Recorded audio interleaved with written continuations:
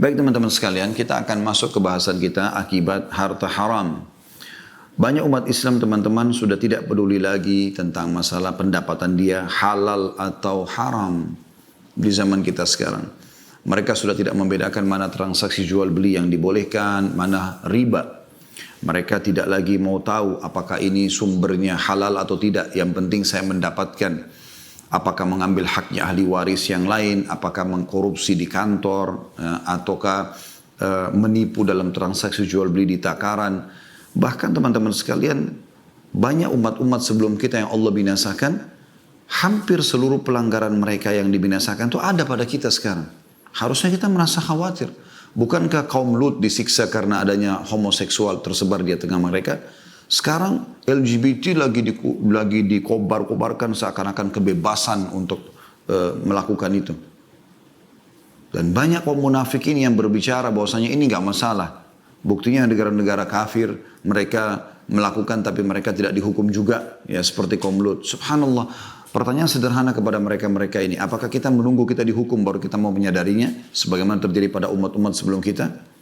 Bukankah juga kaum Nabi Saleh, Nabi Shu'aib, ya. Nabi Shu'aib tepatnya, mereka di negeri Madian curang dalam timbangan. Dan itu sudah banyak terjadi di waktu kita sekarang. Gitu kan? Banyak sekali pelanggaran-pelanggaran Nabi-Nabi sebelum kita terjadi pada kita. Maka kitanya harus lebih hati-hati harusnya. Dan Nabi SAW sudah menggambarkan kepada kita sebenarnya. Dan sepertinya waktu itu ada di masa kita sekarang. Karena hampir mayoritas kaum muslimin, semoga Allah selamatkan, tidak menganggap bisa transaksi kecuali dengan riba, padahal riba haram misalnya. Alasannya, saya nggak mungkin punya rumah kalau saya tidak KPR, walaupun harus riba. Saya nggak mungkin punya kendaraan kecuali saya harus cicil dengan cara riba. Saya tidak mungkin bisa membiayai keluarga kecuali dengan riba, walaupun utang dengan berbunga ya. Jadi seakan-akan mereka mengurung diri mereka di pendapatan itu dan tidak mungkin kecuali dengan cara itu. Berapa banyak orang sekarang sibuk dengan kartu kreditnya, beli ini, beli itu, padahal semuanya dengan utang dan dibayarkan oleh bank ribawi. Dan ini riba. Satu-satunya dosa yang Allah subhanahu wa ta'ala mengancam ya, dalam surah Al-Baqarah surah nomor 2 ayat 275-276 dengan diperangi oleh Allah dan Rasulnya. Nabi SAW sudah menyampaikan kepada kita dalam hadis Bukhari dan diriwayatkan dari Abu Hurairah radhiyallahu anhu di nomor 2000. Tentu ini hadisnya nomor 2083 ya. Kata Nabi SAW, la ya'tiyanna 'alan nasi zamanun la yubadil mar'u bima akhadal mal amin halalin amin haram. Akan datang nanti satu waktu di mana orang-orang sudah tidak peduli lagi dari mana mereka mendapatkan harta, apakah dari usaha yang halal atau dari usaha yang haram. Bagi mereka nggak penting itu. Tidak mereka fikir akan ada efek-efek daripada masalah pendapatan haram ini. Nanti akan kita bahas insya Allah lebih jauh tentang apa sih efeknya gitu. Di dalam sebuah statement yang disampaikan oleh Ibnu Taimiyah rahimahullah, beliau berkata, wal qalilu minal halali yubarak fihi wal haramu al kathir yadhhab wa yamhaquhu Allah Ta'ala. Ini diambil dari Majmu' Fatwa beliau, Majmu' Fatawa di jilid 28 halaman 646. Beliau mengatakan sedikit dari yang halal itu lebih banyak membawa berkah di dalamnya. Sedangkan yang haram yang jumlahnya banyak hanya cepat hilang dan Allah akan menghancurkannya. Jadi misalnya dana korupsi misalnya. Ya, mungkin dia berkhayal dengan sekian miliar di rekening dia, ya, pendapatan dia. Atau misalnya teman-temannya di kantor sedang bagi-bagi, ada sebuah proyek apa yang dianggap itu bisa menghemat dana dan ternyata bukan milik mereka, lalu dibagi-bagi, yang penting dapat duit gitu kan. Dia tidak berpikir, dia cuma lihat jumlahnya, toh bisa cukup untuk beli kendaraan, bisa membawa keluarga untuk safar bersenang-senang. Mereka tidak berpikir efeknya. Semua itu akan ada efek-efek yang berat. Umumnya akan ada penyakit yang kronis, umumnya ribut rumah tangga, umumnya anak-anak jadi durhaka. Banyak efek-efeknya. Sampai sebagian ulama menganjurkan, kalau ada seseorang yang menemukan banyak permasalahan dalam hidupnya, maka termasuk yang dia harus perhatikan pertama kali adalah pendapatannya. Misal anaknya nakal, misal istrinya membangkang, atau suaminya jadi jahat, atau apalah. Maka salah satu yang jadikan bahan pertimbangan itu, termasuk penyakit kronis, bangkrutnya usaha, apalah rusaknya citra dan segala macam. Nabi SAW menyebutkan tentang masalah ini, bahkan mendoakan kecelakaan bagi orang yang selalu saja dia berpikir untuk pendapatan haram, tanpa berpikir ini apa efeknya gitu. Dalam sebuah hadis Bukhari, di nomor 2886 dari Abu Hurairah bahwasanya baginda Nabi SAW bersabda, ta'isa abdud dinari wad dirhami wal qatifati wal khamisa in u'tiya radhi wa in lam yu'ta lam yarda. Celakalah wahai budak-budak dinar, dirham, ya. Qatifa artinya pakaian yang memiliki bludru, maksudnya baju-baju yang bagus gitu bermerek. Khamisa, pakaian yang berwarna hitam dan ada bintik-bintik merah. Ini termasuk pakaian-pakaian yang mahal, orang kadang-kadang memperebutkan dan merasa berbangga-bangga sombong dengannya. Jika ia diberi maka ia ridho, dan jika tidak diberi maka ia tidak ridho. Ya. Jadi ciri orang yang suka pendapatan haram itu, mereka tidak kenal lagi yang namanya ikhlas dalam bekerja. Bagi mereka, bayar, saya kerja. Ya, bahkan subhanallah kadang-kadang mereka melanggar akad mereka. Seseorang teman-teman kalau sudah punya akad kerja dengan satu instansi, berarti dia membawa nama instansi tersebut. Dan kesepakatan gaji atau payroll yang ada setiap bulan, itu menunjukkan sudah cukup bagi dia dan dia tidak punya hak untuk mengambil lebih daripada itu. Contoh misal, pegawai kantor ditugaskan oleh kantornya untuk membeli AC, untuk membeli TV, untuk membeli kendaraan misalnya. Nah ini dia harus apa adanya karena dia membawa bendera, dia membawa uang perusahaan tersebut dan dia terdaftar sebagai pegawainya. Maka apa adanya, dia harus jujur. Misal harga AC 5 juta, dia bayar 5 juta, dia bawa notanya apa adanya. Kalau ada diskon dia pun membahasakan ke kantor ada diskon. Ada hadiahnya bonus, dia harus membahasakan ada bonusnya. Bukan dia mengambilnya. Berapa banyak orang subhanallah mengambil yang bukan haknya. Anda bukan sedang membawa uang Anda pribadi, tapi Anda sedang membawa uang orang. Ya, berarti bonus semua itu milik dia. Apakah itu payung, pulpen, baju kaos, diskon, produk-produk lain misalnya yang berhubungan dengan itu. Misalnya AC, ada tambahan selang, ada tambahan pipa, ada tambahan apa. Semua itu pemilik harta. Yang lebih parah sering kita dengar di tengah-tengah masyarakat kita, mereka tidak peduli lagi teman-teman sekalian. Pada saat datang mereka suruh upgrade, disuruh naikkan notanya. Harga keramik, harga granit, harga AC 6 juta, 5 juta, dinaikkan jadi 7 juta. Yang lebih jauh lagi daripada itu kadang-kadang subhanallah dana-dana sosial mereka salah gunakan. Ya. Jadi mereka menggunakannya dengan cara memang mengambilnya, ya, sehingga akhirnya bukan haknya. Dan ini termasuk perbuatan yang masuk dalam pendapatan-pendapatan yang haram gitu.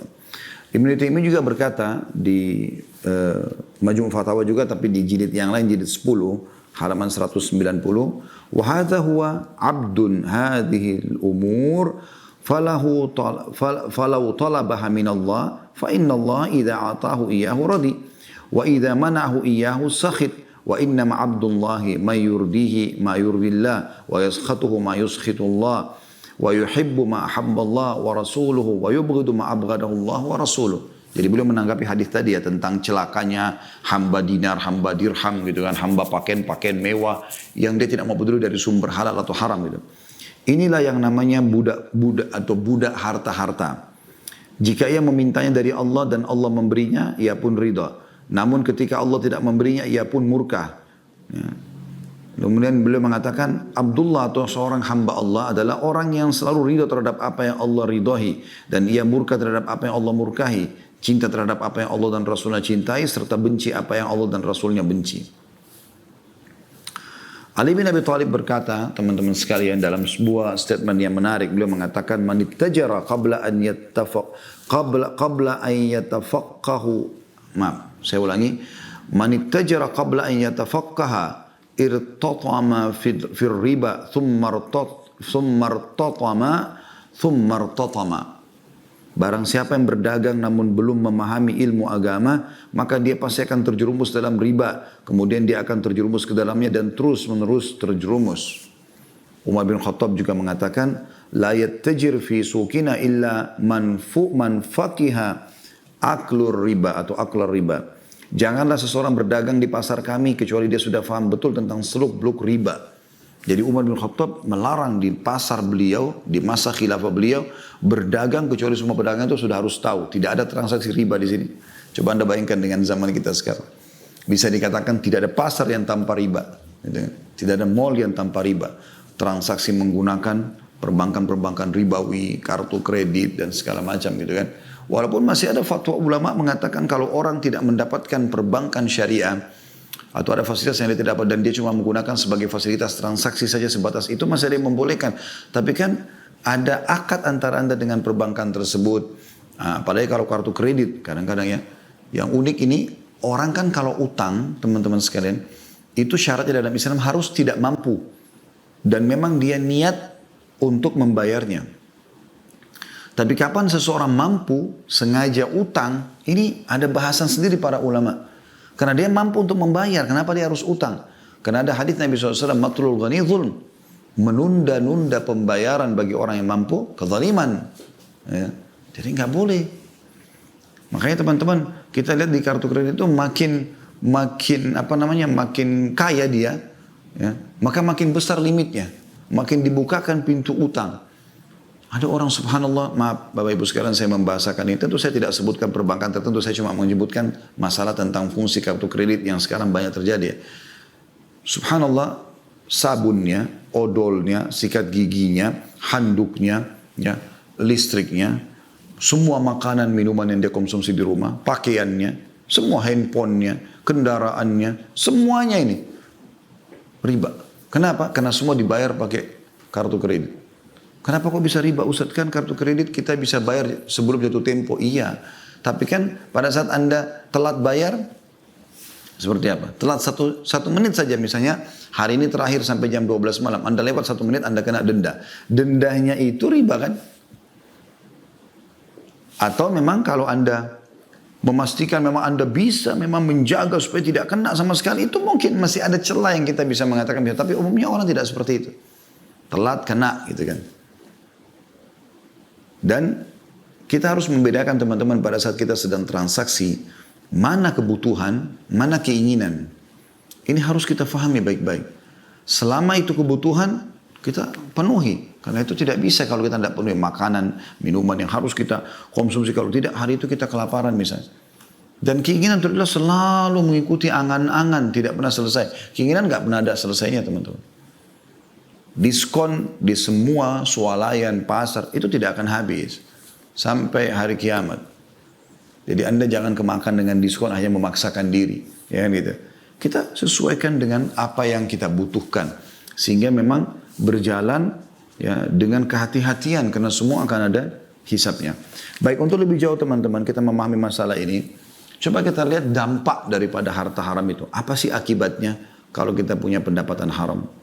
Yang pertama teman-teman, itu akan terhitung maksiat dan durhaka kepada Allah Subhanahu wa taala. Serta itu akan mengikuti langkah-langkah syaitan. Saya minta teman-teman membuka aplikasi Al-Qur'an di handphone, ya, surah Al-Baqarah surah nomor 2 ayat 168. Sekali lagi Al-Baqarah surah nomor 2 ayat 168. Coba Anda renungi ayat ini. Allah Subhanahu wa taala berpesan dan ini sudah turun dari 1400 tahun yang lalu. Akan berlaku terus sampai hari kiamat, ya. Artinya sampai menjelang hari kiamat ya. Ayat Al-Quran akan terus berlaku hukumnya. Allah SWT berfirman, A'udzubillahi minasyaitonirrajim. Ya ayuhan nasu kulu mimma fil ardi halalan tayyiban wa la tattabi'u khutuwati syaitan innahu lakum aduwwum mubin. Hai sekalian manusia, makanlah yang halal lagi baik, berkualitas. Ini dua hal yang harus kita selalu hubungkan ya. Selain halal, harus tayyibah. Halalan tayyibah. Tayyibah artinya berkualitas. Ayam halal, tapi kalau sudah rusak atau bangkai, jadi tidak tayyib, berubah jadi haram dia, ya. Seperti itu. Minuman misalnya halal, tapi setelah diproses ternyata menjadi memabukkan, maka tidak tayyib lagi. Dan ini perlu. Allah mengatakan, hai manusia, makanlah, minum silakan yang ada di muka bumi ini, dan yang halal dan tayyib. Dan jangan pernah ikuti langkah-langkah syaitan, karena dia adalah musuh nyata buat kalian. Ibnu Qayyim rahimahullah berkata, dalam buku beliau Bada'il Fawaid di jilid 3 halaman 381 sampai 385, beliau mengatakan ada beberapa langkah syaitan dalam menyesatkan manusia. Jika langkah pertama tidak bisa, maka akan beralih pada langkah selanjutnya dan seterusnya. Langkah pertama adalah dia mengajak pada kekafiran, ya, kesyirikan, dan memusuhi Allah dan Rasulnya. Ini puncaknya. Kalau ini bisa berhasil, maka dia sudah kufur kan. Nah, kalau tidak bisa, dia pindah langkah kedua, diajak pada amalan yang tidak ada tuntunannya. Dia sibuk dengan dia anggap ibadah, tapi ternyata nggak ada dalilnya, nggak ada perintahnya, sehingga dia tidak ada pahalanya bagi dia. Langkah ketiga, diajak pada dosa besar atau al-kabair, durhaka sama orang tua, zina, riba, segala macam. Langkah keempat, diajak dalam dosa kecil atau as-saghair. Kemudian langkah kelima, disibukkan dengan perkara mubah. Kalau seandainya langkah keempat, dosa-dosa kecil pun dia lebih hati-hati, maka disibukkan dengan perkara mubah yang sifatnya boleh, tidak ada pahala dan tidak ada sanksi, tapi berlebihan. Misalnya tidur mubah, mandi mubah, makan mubah, tapi dibuat berlebihan sama syaitan. Ya. Kalau juga tidak berhasil di situ, maka langkah keenam kata beliau disibukkan dengan amalan yang kurang afdal, padahal ada amal yang lebih afdal. Gitu kan. Jadi ini yang beliau sampaikan. Tapi yang kita titik beratkan teman-teman sekalian adalah bagaimana dirumuskannya di langkah ketiga. Kalau tidak bisa kesyirikan, kekufuran, amalan-amalan yang tidak ada panduannya, maka kemudian dia masuk kepada dosa-dosa besar.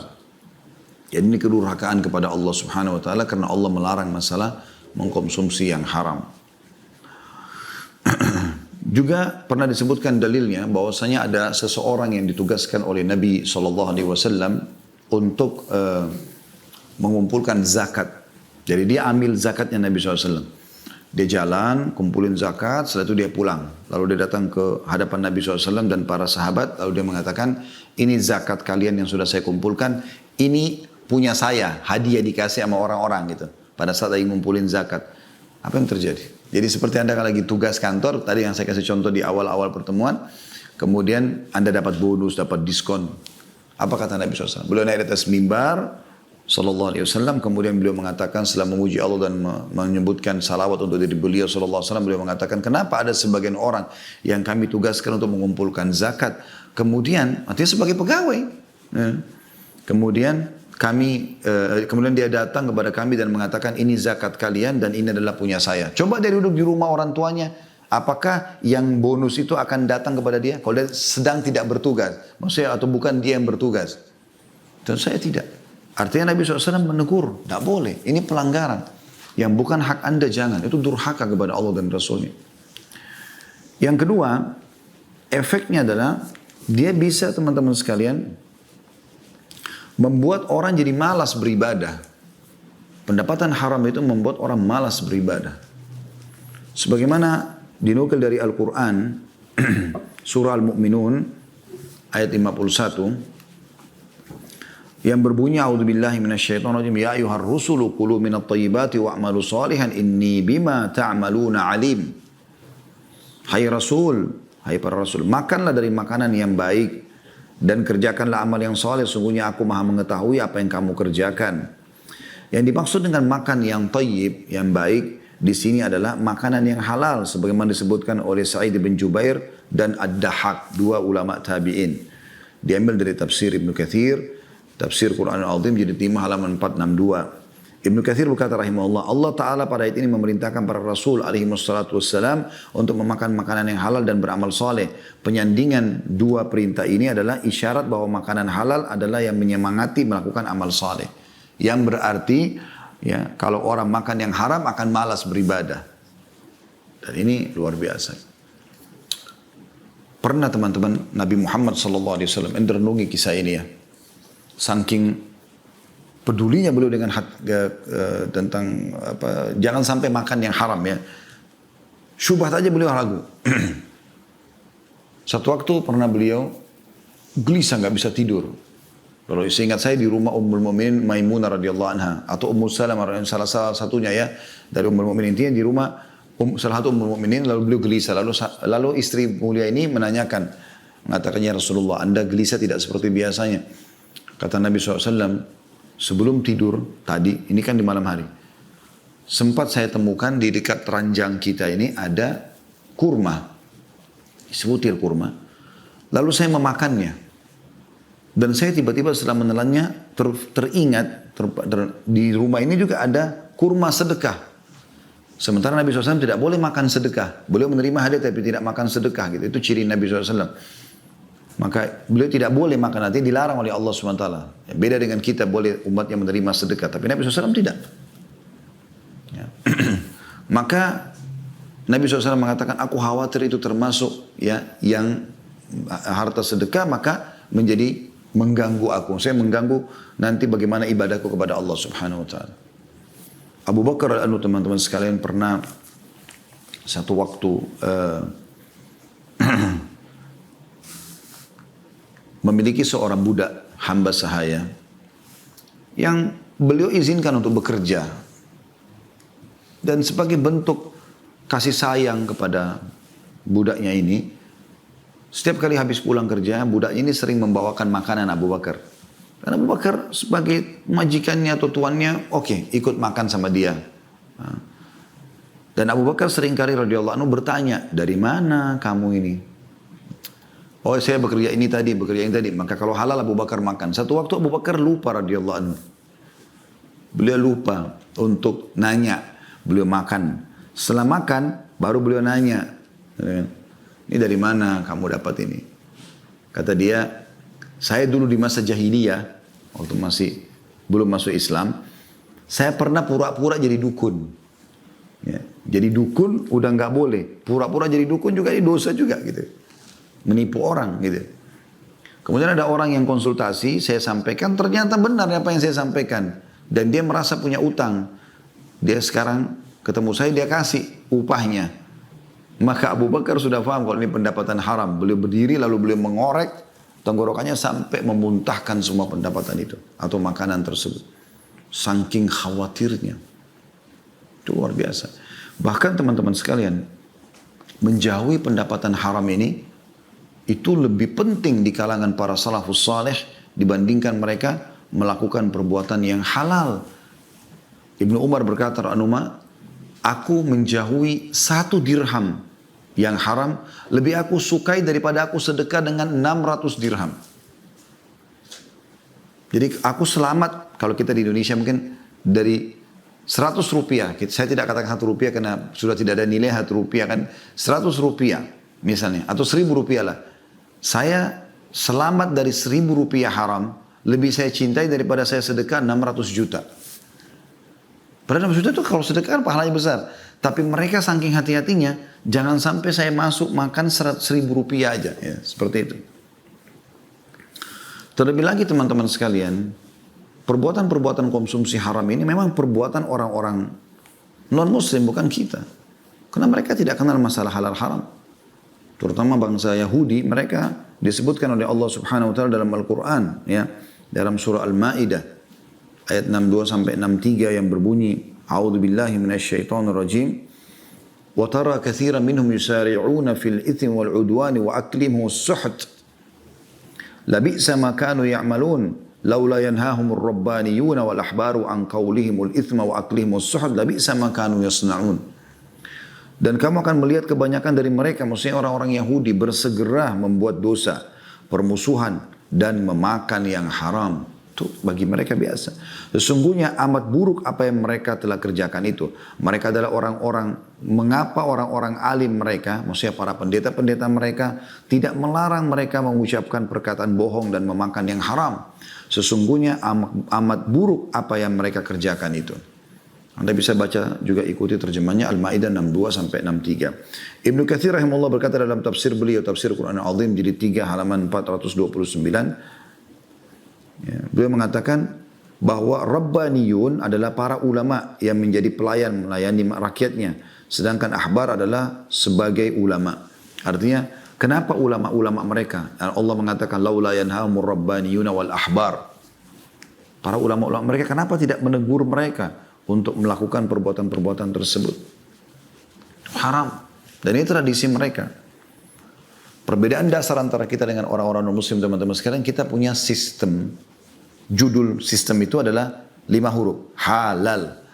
Dan ini yang selalu kita fokus, serta 5 huruf yang lain kita jauhi haram. Semuanya, dalam semua ini kehidupan kita. Udah, judulnya ini, halal, nikmati, haram, jauhi, selesai. Dan Allah subhanahu wa ta'ala memudahkan buat kita saudaraku seiman, yang halal itu jauh lebih banyak daripada yang haram. Lalu untuk apa mencari yang haram?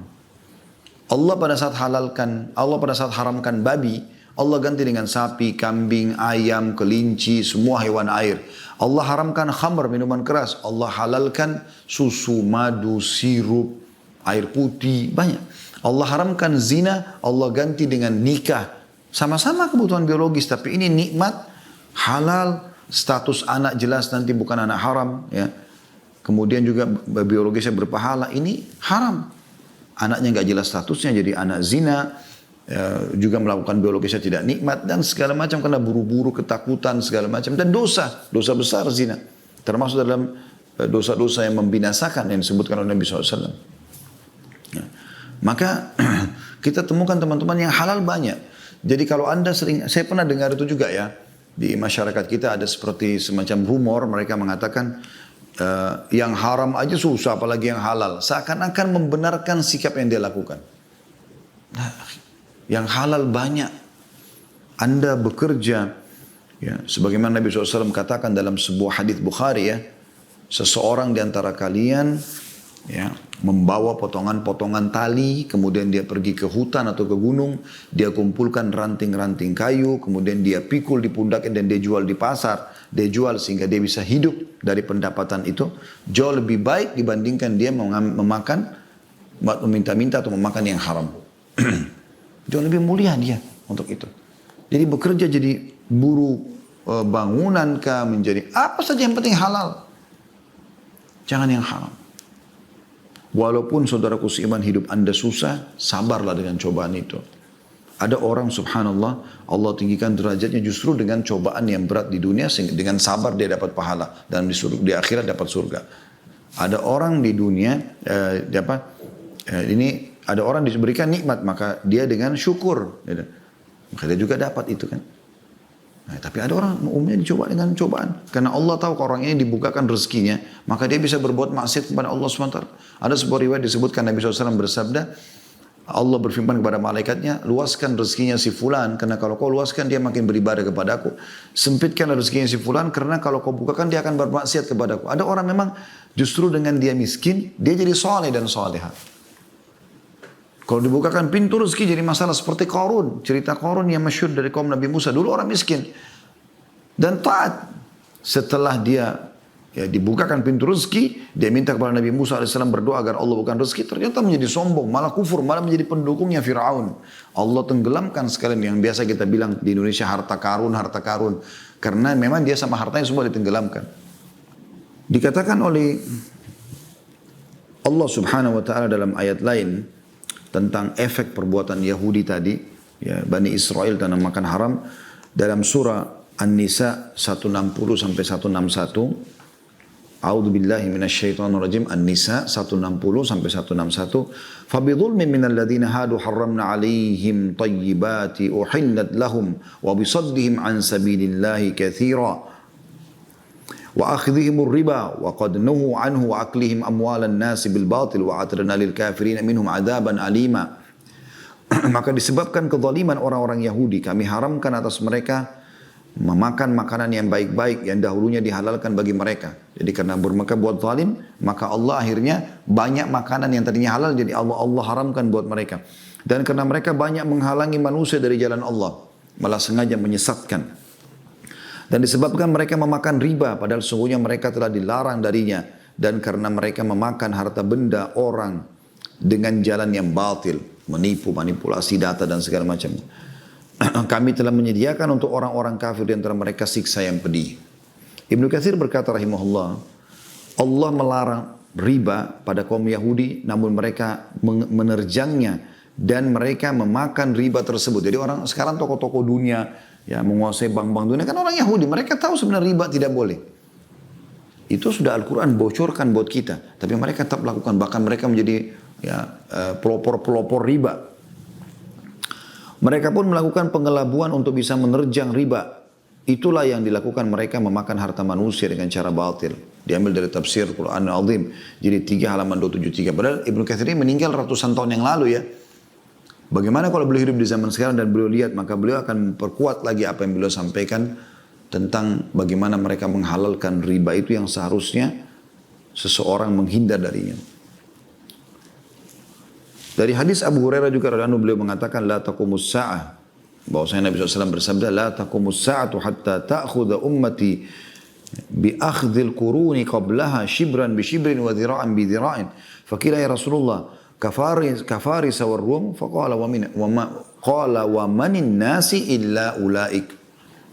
Kiamat tidak akan terjadi hingga umatku mengikuti jalan-jalan generasi sebelum mereka, sejengkal demi sejengkal, sehasta demi sehasta.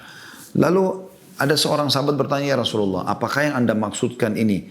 Kami nanti akan ikuti orang-orang Persia, penyembah api, matahari, patung, dan orang-orang Romawi, Yahudi dan Nasrani. Kata Nabi SAW, selain mereka, lantas siapa lagi? Hadis riwayat Bukhari nomor 7319. Kita temukan sekarang, hampir seluruh transaksi kita mengikuti mereka. Padahal sebenarnya walaupun haram, kita sudah tahu, ya sudah apa boleh buat, gak bisa, saya gak punya solusi. Padahal semua akan ada hisabnya di sisi Allah Subhanahu Wa Taala. Bahaya sekali. Dan juga Nabi SAW pastikan, la tattabi'anna sunan alladhina min qablikum.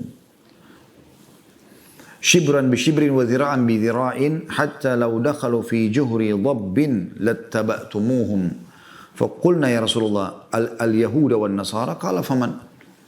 Kata Nabi SAW, sungguh kalian nanti orang-orang yang tidak mau berpegang pada agama ini itu akan mengikuti orang-orang sebelum kalian sejengkal demi sejengkal, sehasta demi sehasta, sampai jika orang-orang yang kalian ikuti itu masuk ke lubang dhab yang sangat sempit ya, kayak tempat hewan menyelamatkan dirinya, maka kalian pun akan ikut di situ. Semuanya mencontohi orang-orang non-muslim, ya, walaupun haram. Maka para sahabat bertanya, Rasulullah, apakah Anda maksudkan Yahudi dan Nasrani? Kata Nabi SAW, siapa lagi? Hadis ini riwayat Muslim nomor 2669. Dan ini kita sayangkan sekali karena dianggap remeh oleh banyak kaum muslimin, bahkan di negara-negara Islam. Seakan-akan kita tidak bisa hidup kecuali dengan riba. Ya. Kemudian teman-teman yang ketiga, atau ini masih masuk maaf di masalah Anda kalau memakan yang haram ya, boleh kita masukkan ketiga adalah akan masuk ke neraka kalau Anda tidak taubat. Dan ini juga berefek kepada bukan cuma Anda tapi istri, suami, kalau suami ikut dengan pendapatan istri misalnya, anak-anak, ini semua bisa bahaya, ancaman neraka semuanya kalau mengkonsumsi yang haram. Di mana disebutkan dalam hadis Tirmidzi nomor 614, pernah Nabi SAW bersabda kepada Ka'ab radhiyallahu anhu, ya Ka'ab bin Ujrah, innahu la yarbu lahma nabata min suhtin illa kanatin naru awla bihi. Wahai Ka'ab bin Ujrah, sungguhnya daging badan yang tumbuh berkembang dari sesuatu yang haram akan berhak dibakar dalam neraka. Ancaman dalam riwayat yang lain, seingat saya riwayat Bukhari, lahmu nabata min suhtin an-naru awla bihi. Daging yang tumbuh dari pendapatan haram, maka neraka lebih pantas baginya. Ini harus diperhatikan teman-teman sekalian. Berarti kita kalau makan yang haram, korupsi, manipulasi dan segala macam, berarti kita mengancam diri kita sendiri dengan api neraka, naudzubillah, karena akan menjadi bagian dari tubuh kita. Kita berikan kepada istri dan anak, sama. Kita lebih banyak naudzubillah panen dosanya, dan anak-anak juga dan istri juga sama. Lebih jauh daripada itu teman-teman, yang keempat efeknya adalah doa nggak dikabulkan, doa tertolak. Kalau orang punya pendapatan haram, perhatikan hadis ini. Dan ini efek yang keempat daripada pelanggaran-pelanggaran ya. Yaitu sabda Nabi SAW, Inna Allah tayyibun la yakbalu illa tayyiba. Allah itu bersih, suci, baik, tidak terima kecuali yang itu. Makanya Allah tidak pernah terima sedekah dari uang haram. Kayak misalnya Anda sengaja umroh dan haji dari pendapatan korupsi atau manipulasi, atau Anda berikan kepada orang tua dengan niat berbakti, atau Anda berikan kepada keluarga dengan niat sedekah pada mereka, nggak ada pahalanya. Ini malah menambah dosa buat Anda, karena Allah tidak akan terima. Wa inna Allah amara al-mu'minina bima amara bihil mursalin. Kata Nabi SAW, dan Allah memerintahkan orang-orang beriman sebagaimana Allah telah perintahkan para utusannya. Faqala, dalam firman-Nya, ya ayuhar rusulu kulu minat thayyibati wa'malu salihah. Wahai para utusan, ya, makanlah dari yang baik-baik dan berbuat amal soleh. Tadi sudah kita sebutkan, salah satu efeknya adalah orang kalau makan haram jadi malas beribadah. Kalau orang makan halal malah akan semangat beribadah. Wa qala ta'ala, dan Allah juga mengingatkan, ya ayyuhalladzina amanu kulu min thayyibati ma razaqnakum. Hai orang beriman, makanlah dari yang baik-baik yang telah kami jadikan rezeki buat kalian. Thumma dzakara ar-rajula yutilu as-safara ash'atha akbara yamuddu yadayhi ila as-sama'. Lalu beliau menyebutkan ada seseorang yang telah melakukan perjalanan jauh, rambutnya acak-acakan, ya, badannya penuh dengan debu. Lalu dia mengangkat tangan ke langit. Dia mengatakan, ya Rabbi, wahai Tuhanku, wahai Tuhanku. Dia berdoa, meminta sesuatu kepada Allah. Mungkin kesembuhan, mungkin keselamatan, mungkin rezeki, mungkin anak, mungkin pasangan hidup, mungkin pekerjaan atau apa saja. Tapi Nabi SAW mengatakan, wa mat'amuhu haram. Sementara makanannya haram. Wa malbasuhu haram. Pakaiannya haram. Wa gudhiya bil haram. Dia pun diberikan konsumsi dari yang haram. Fa anna yustajabulah. Bagaimana bisa Allah terima dari dia? Gak akan dapat apa-apa. Gitu kan? Hadis ini riwayat Muslim nomor 1015. Berarti doanya ya, ditolak. Ini efek yang besar sekali, bahaya. Ya. Kemudian yang kelima teman-teman, transaksi yang haram ini atau pendapatan haram ini salah satu penyebab dari mundurnya kaum muslimin.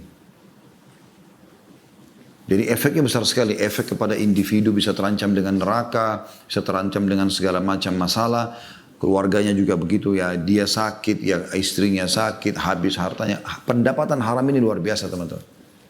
Saya tiba-tiba teringat kisah, ada paman saya cerita, ada orang yang beliau kenal, ya, orang ini kaya raya, ya, kemudian diajak transaksi oleh atau diajak bisnis oleh seseorang yang lain. Diajaklah ini bisnis. Tadinya orang ini masih ragu karena jumlahnya cukup besar, tapi ternyata teman-teman sekalian yang ini bersumpah atas nama Allah, dia akan jujur. Bahkan dia mengatakan, apakah anda muslim yang beriman pada Al-Quran? Maka yang punya harta mengatakan iya. Maka yang mau rencana ngajak investasi mengatakan, saya bersumpah atas nama yang sedang kita imani Al-Quran. Maksudnya saya beriman atas Allah yang menurunkan Al-Quran ini, kalau ini transaksi benar. Maka ditransferlah uang tersebut. Subhanallah, karena memang dasarnya niatnya mau menipu, ya sudah. Ya, beberapa hari pertama masih menjawab telepon, setelah sebulan sudah mulai putus, 2 bulan hilang sama sekali. Subhanallah, orang ini paman saya saksikan sendiri. Dia bilang setelah 1 tahun dari kejadian hilang, ditemukan dia berada di satu negeri, dia berobat cuci darah yang biayanya berlipat-lipat ganda dibandingkan uang yang sudah dia ambil itu. Kuasa Allah. Hati-hati teman-teman. Jangan bermain-main dalam masalah seperti ini. Kemudian teman-teman, sebab kemunduran yang kelima kaum muslimin karena ada sabda Nabi SAW yang berbunyi, "Idza tabayatum bil 'inati wa akhadtum adnab al-baqari wa raditum biz-zar'i wa taraktum al-jihad sallallahu alaikum dhullan la yanzi'uhu hatta tarji'u ila dinikum." Jika kalian berjual beli dengan cara ina, salah satu transaksi riba ya, mengikuti ekor sapi, maksudnya sibuk dengan peternakan, ridho dengan cocok tanam, sibuk dengan pertanian, meninggalkan jihad ya, yang merupakan fardu ain atau pada saat dia berlaku fardu ain. Artinya harus membela ya, karena memang pada saat itu dibutuhkan perjuangan, maka Allah akan mengusahakan kehinaan atau menanamkan kehinaan atas kalian. Allah tidak akan mencabutnya hingga kalian kembali kepada agama kalian. Riwayat Abu Daud nomor 3462. Dan ini luar biasa teman-teman sekalian. Bagaimana kalau kita malah transaksi dengan yang haram, itu membuat Allah akan tanamkan kehinaan sampai kita kembali meninggalkan itu. Dan ini luar biasa gitu. Ya.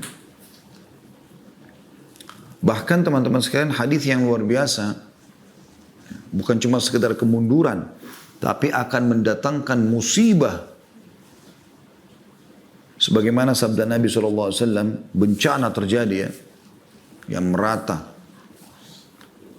Kata Nabi SAW, "Idza dhahara zina wal riba fi qaryatin faqad ahallu bi anfusihim adzab Allah." Naudzubillah. Kalau seandainya kata Nabi SAW telah marak perzinahan dan praktek riba di suatu negeri, maka sungguh penduduk negeri tersebut telah menghalalkan diri mereka untuk diadab oleh Allah. Hadis riwayat oleh Al-Hakim. Allahul Musta'an.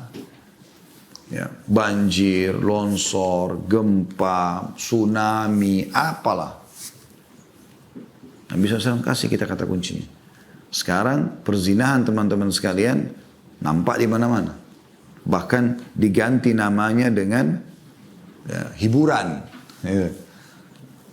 Karaoke sekarang, apa isinya? Ya. Apakah cuma sekedar nyanyi-nyanyi? Tidak. Pasti ada pendampingnya perempuan. Kenapa harus ada perempuan di situ namanya? Dan itu semuanya bersepupu, bersaudara dengan minuman keras. Ya. Terus nanti selain ikhtilat bercampur dengan perempuan, nanti akan ada perzinahan. Transaksinya juga kadang-kadang pakai uang riba, ya, luar biasa. Ya. Begitu juga dengan transaksi riba yang sangat marak. Semoga Allah SWT selamatkan kita sekarang darinya. Itu luar biasa. Dianggap biasa semuanya. Ya. Ini teman-teman sekalian juga bisa Anda, saran kami tentunya, untuk kembali ke ceramah kami di YouTube insya Allah. Bagi teman-teman